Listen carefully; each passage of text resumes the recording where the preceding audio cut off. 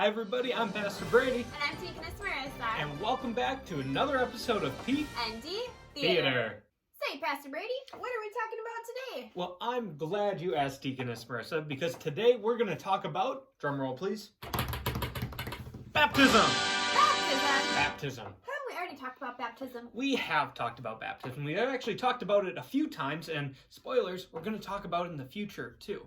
But we're going to talk about baptism because baptism is so important. That's right, it's so important, and we have talked about it a few times, but we've never actually shown what it does. So you know what it's time for? It's time for an object lesson.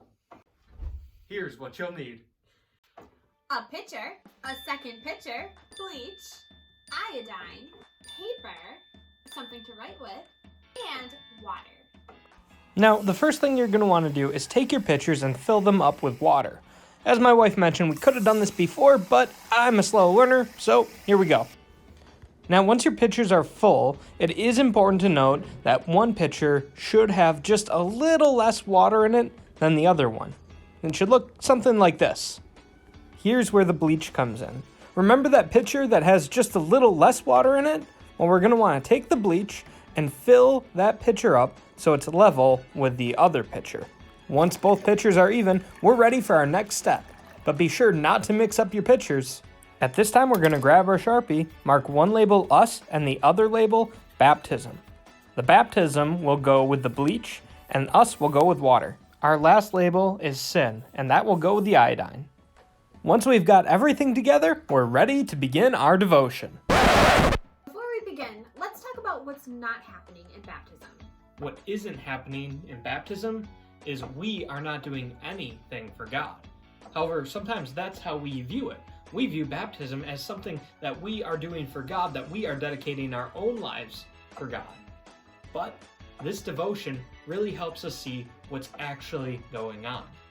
In reality, we are born sinful. That's why we have the iodine here that represents sin.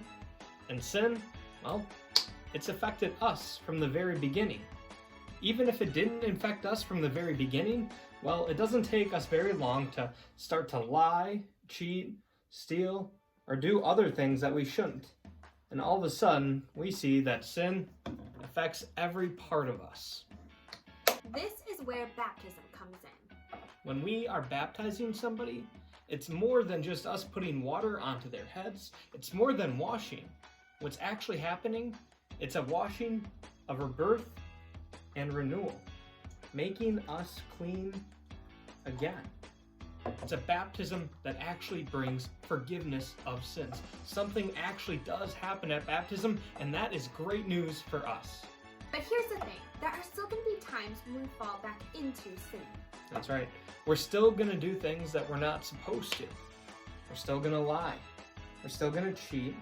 And we're still going to fall into the same sins that we fall into day after day after day. But here's the thing. After we've been baptized, that sin doesn't affect us the same way that it used to. Now, just because we've been forgiven through our baptism, that doesn't mean that we just continue sinning and do whatever we want.